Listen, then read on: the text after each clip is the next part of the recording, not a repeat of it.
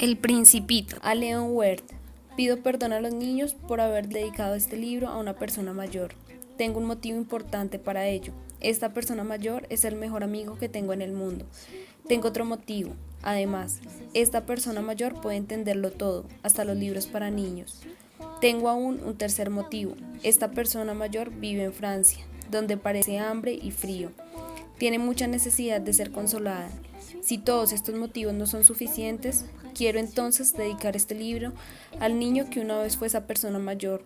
Todas las personas mayores han sido, primero, niños, pero son pocas entre ellas las que lo recuerdan. Rehago pues mi dedicatoria a Leon Werth cuando era niño. Capítulo número 1. Cuando tenía 6 años, vi una vez un magnífico dibujo en un libro sobre la selva virgen que se llamaba Historias vividas. La imagen representaba una serpiente boa tragándose una fiera. En el libro decía: las serpientes boas tragan sus presas enteras sin masticarlas, luego no pueden moverse y duermen durante los 6 meses que tarda su digestión. Estuve entonces largo tiempo meditando sobre las aventuras de la jungla y logré a mi vez realizar con un lápiz de color mi primer dibujo. Mostré mi obra maestra a las personas mayores y les pregunté si no les daba miedo mi dibujo. ¿Por qué ha de dar miedo un sombrero? Mi dibujo no representaba un sombrero, representaba una serpiente boa que digería un elefante. Entonces dibujé el interior de una serpiente boa para que las personas mayores pudieran comprender. Las personas mayores tienen siempre necesidad de explicaciones.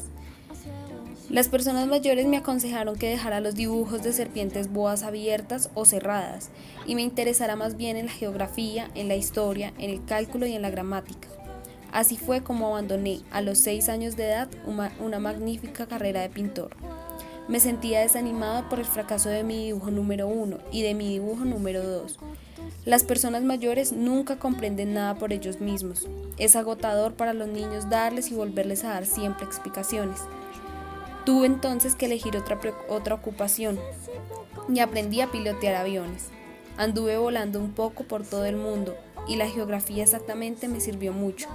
Podía distinguir a primera vista la China de Arizona. Esta habilidad es muy útil si estamos perdidos durante la noche. He establecido así a lo largo de mi vida muchísimas relaciones con un gran número de personas serias. Viví mucho junto a las personas mayores, muy de cerca las he observado. Esto no ha mejorado mucho mi opinión.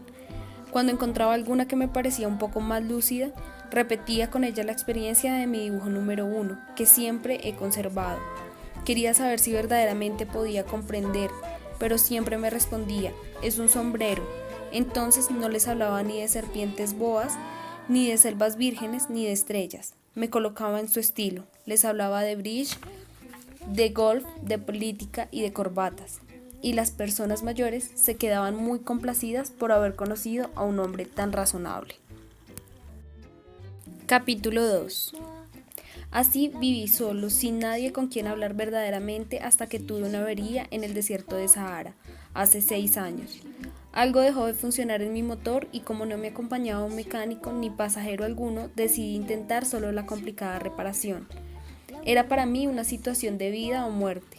Me alcanzaría el agua de beber apenas para 8 días. La primera noche me quedé dormido sobre la arena a 1000 millas de cualquier lugar habitado. Mi aislamiento era mayor que el de un náufrago sobre una balsa en medio del océano. Imagínense entonces mi sorpresa al amanecer, cuando una extraña vocecita me despertó diciendo: «Por favor, dibújame una oveja». «¿Eh? Dibújame una oveja». De un salto me puse en pie como si hubiera sido tocado por un rayo. Incrédulo, no dejaba de frotarme los ojos para salir del sueño. Miré y volví a mirar por todas partes y descubrí a un hombrecito verdaderamente extraordinario que me observaba con gran seriedad. Este es el mejor retrato que más tarde logré hacer de él. Naturalmente mi dibujo tiene mucho menos encanto que el modelo. No soy culpable, fui desalentado en mi carrera de pintor por las personas mayores a la edad de 6 años y no aprendí más que a dibujar boas cerradas y boas abiertas. Me quedé pues atónito con los ojos redondos por la sorpresa contemplando aquella inusitada aparición. No olviden que me encontraba a 1000 millas de cualquier lugar habitado, sin embargo no me parecía que mi hombrecito estuviera extraviado ni muerto de fatiga, ni muerto de hambre, ni muerto de sed, ni muerto de miedo. No había en su presencia nada de niño perdido en medio del desierto, a 1000 millas de cualquier lugar habitado. Cuando al fin logré hablar, le pregunté, ¿pero qué haces aquí? Y solo me repitió muy dulcemente, aunque con la serenidad de las cosas realmente importantes. Por favor, dibújame una oveja. Cuando el misterio es demasiado impresionante, nadie osa desobedecer. Así, a pesar de lo absurdo que me resultaban tales acontecimientos a 1000 millas de cualquier lugar habitado y en peligro de muerte, saqué de mi bolsillo una hoja de papel y una pluma. Entonces recordé que sobre todo había estudiado geografía, historia, cálculo y gramática, y confesé al hombrecito, con un poco de mal humor, que no sabía dibujar. Él me respondió, eso no tiene importancia, dibújame una oveja. Como nunca había dibujado una oveja, debí elegir entre mis dos únicas posibilidades y rehice para él la imagen de mi boa cerrada, pero quedé estupefacto cuando lo oí decirme, no quiero un elefante dentro de una boa. Una boa es demasiado peligrosa y un elefante muy voluminoso. Mi país es pequeñito, necesito una oveja, dibújame una oveja. Entonces lo intenté. Él se quedó mirando atentamente el dibujo y me dijo, no, esta oveja está muy enferma, hazme otra. Lo intenté de nuevo. Mi amigo sonrió amablemente con indulgencia y comentó, fíjate bien, esto no es una oveja, es un carnero, tiene cuernos. Volví pues a rehacer mi dibujo, pero fue tan bien rechazado como los anteriores. Esta es demasiado vieja, quiero una oveja para que pueda vivir muchos años. Entonces, ya sin paciencia, apremiado por comenzar cuanto antes a desarmar mi motor, garabateé este dibujo y le solté. ¿Ves esta caja? Dentro está la oveja que quieres. Para mi sorpresa, la cara de mi joven juez se iluminó. Era exactamente así como yo la quería. ¿Crees que necesite mucha hierba esta oveja? ¿Por qué? Porque en mi país todo es pequeño. Será suficiente, te he regalado una oveja muy chiquita. Inclinó la cabeza sobre el dibujo. No es tan chiquita. Espera, se ha quedado dormida. Y así fue como conocí al pequeño príncipe. Capítulo 3. He necesitado un largo tiempo para comprender de dónde venía mi nuevo amigo, el pequeño príncipe, que interrogaba mucho. Nunca pareció comprender mis preguntas. Fueron solo las palabras sueltas, dichas como por azar, las que poco a poco me fueron revelando todo. Así, cuando reparó por primera vez en mi avión, no haré un dibujo de mi avión porque resulta demasiado complicado para mí, me preguntó, ¿qué es esa cosa? No es una cosa, puede volar, vuela, es un avión, es mi avión. Y me sentí orgulloso de hacerle conocer que yo volaba. Entonces exclamó, ¿cómo? ¿Tú caíste del cielo? Sí, respondí modestamente. Ah, es divertido. Y el pequeño príncipe tuvo una explosión de risa bien simpática. Sí, pero que me irritó mucho. Prefiero que mis desventuras se tomen con la mayor seriedad. Luego agregó, entonces tú también vienes del cielo. ¿De qué planeta eres? En ese momento se hizo para mí como una luz en el misterio de su presencia. Quise saber más y bruscamente pregunté, ¿vienes pues de otro planeta? Pero no me respondió. Movía en ese instante la cabeza dulcemente observando mi avión. En realidad no creo que en esto puedas venir desde muy lejos. Y se internó en un ensueño que duró un tiempo largo. Luego sacó mi oveja del bolsillo y se quedó como sumergido en la contemplación de su tesoro. Pueden imaginarse cuánto me intrigó aquel secreto revelado a medias sobre los otros planetas. Hice un esfuerzo por saber un poco más del asunto. Mi hombrecito, ¿de dónde has venido? ¿Dónde está tu país? ¿A qué lugar quieres llevar mi oveja? Y me respondió, después de un silencio meditativo, lo bueno de esta caja que me has dado es que de noche podrá servirle de casa. Seguramente, y si eres amable, te daré también una cuerda para que puedas atarla durante el día y una estaca. Mi proposición pareció desconcertar al pequeño príncipe. ¿Atarla? ¡Qué curiosa idea! Pero si no la atas andará por donde quiera y puede perderse. Y mi amigo tuvo de nuevo una explosión de risa. ¿Pero dónde quieres que la ovejita vaya? ¿Qué más da? Simplemente adelante. No tendría importancia, es tan pequeño mi país. Y agregó, quizá con un poco más de melancolía. Aunque se ande solo hacia adelante, no se puede ir muy lejos. Capítulo 4. Aprendí así una segunda cosa de gran importancia. Su planeta era de origen apenas mayor que una casa. Esto no podía asombrarme demasiado. Sabía bien que además de los grandes planetas como la Tierra, Júpiter, Marte, Venus, a los que se ha dado un nombre, existen centenares de otros planetas, a veces tan pequeños que resulta difícil percibirlos con el telescopio. Cuando algún astrónomo descubre uno de ellos, le da por nombre un número. Lo llama, por ejemplo, asteroide 3251. Tengo razones de peso para creer que el planeta de donde venía el pequeño príncipe era el asteroide B612. Este asteroide ha sido visto una vez al telescopio, en 1909 por un astrónomo turco. Hizo este científico una gran demostración sobre su descubrimiento en un congreso internacional de astronomía, pero nadie le creyó a causa de su indumentaria. Las personas mayores son así. Felizmente para la reputación del asteroide B612, un dictador turco impuso a su pueblo, so pena de muerte, vestirse a la europea.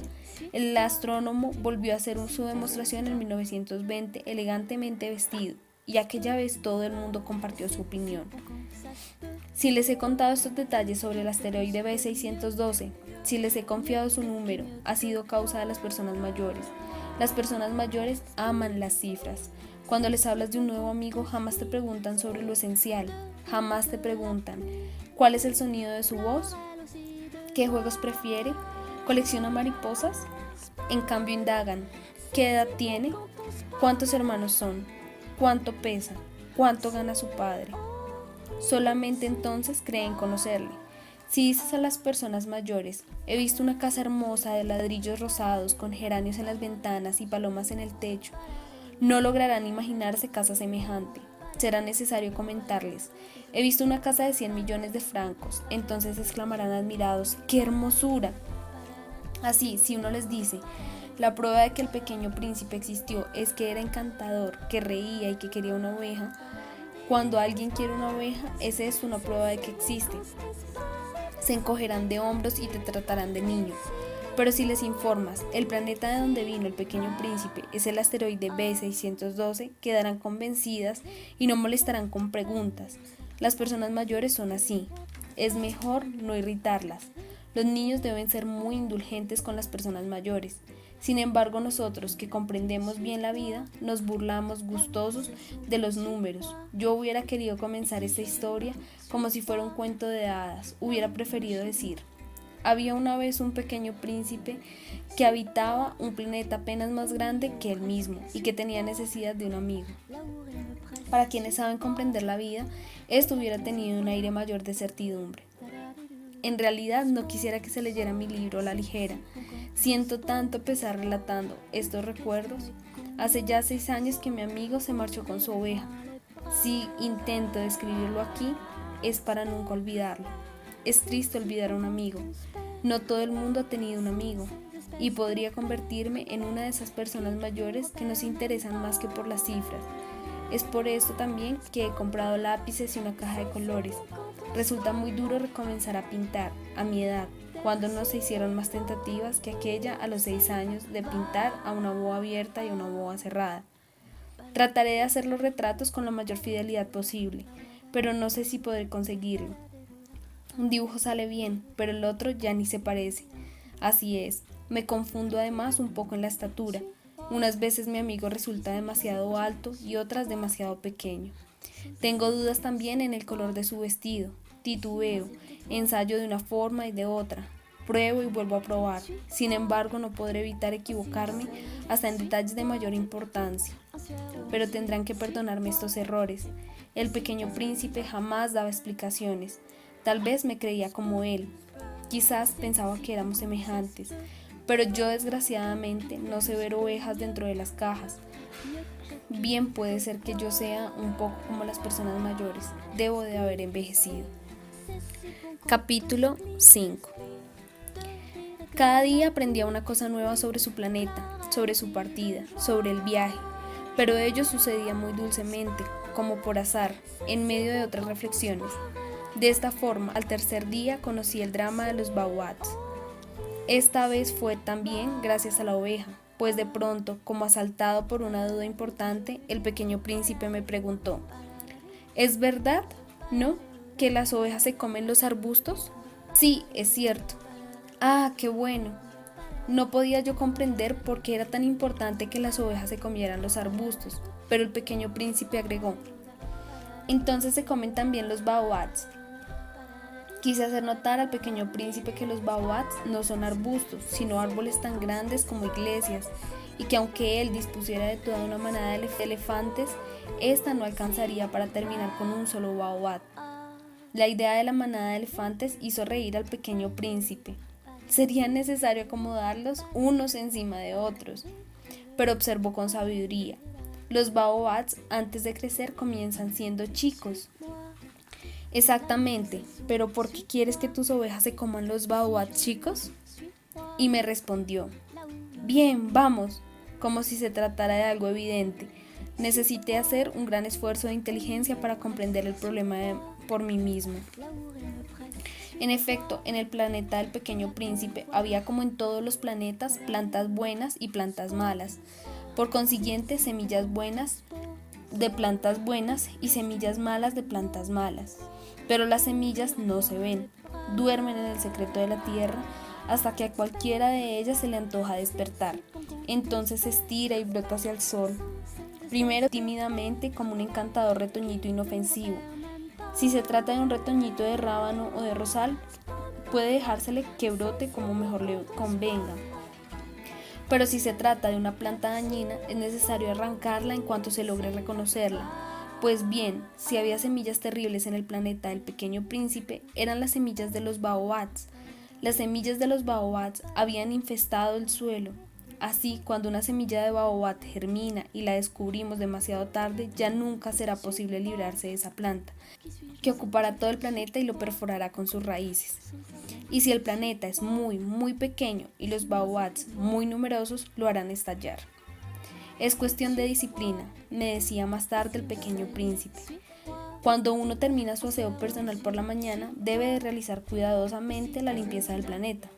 Es absolutamente necesario obligarse regularmente a arrancar los baobabs, desde que se los distingue entre los rosales, a los que se parecen mucho cuando aún son muy jóvenes. Es un trabajo muy aburridor, pero muy fácil. Y un día me aconsejó que me ocupara de lograr un dibujo hermoso para que estas ideas entraran en la cabeza de los niños. Si viajan algún día, me decía, esto podrá serles útil. En ocasiones no hay inconveniente en aplazar el trabajo para un poco más tarde, pero si se trata de los baobabs, resulta siempre una catástrofe. He conocido un planeta habitado por un perezoso. Negligentemente dejó 3 arbustos y, siguiendo las indicaciones del pequeño príncipe, dibujé aquel planeta. Nunca me ha gustado usar un tono moralista, pero el peligro de los baobabs es tan poco conocido y los riesgos corridos por quien se extravíe en un asteroide son tan grandes que por una vez hago una excepción de mis reservas y digo: niños, pongan atención a los baobabs. Si he trabajado tanto en este dibujo es para advertir a mis amigos de un peligro que los acecha, como a mí mismo, sin conocerlo desde hace mucho tiempo. La lección que les doy vale la pena. Quizás se preguntarán: ¿por qué no hay en este libro otro dibujo tan grandioso como el de los baobabs? La respuesta es bien simple. Lo he intentado, pero no he podido conseguirlo. Cuando dibujé los baobabs estaba animado por un sentimiento de urgencia.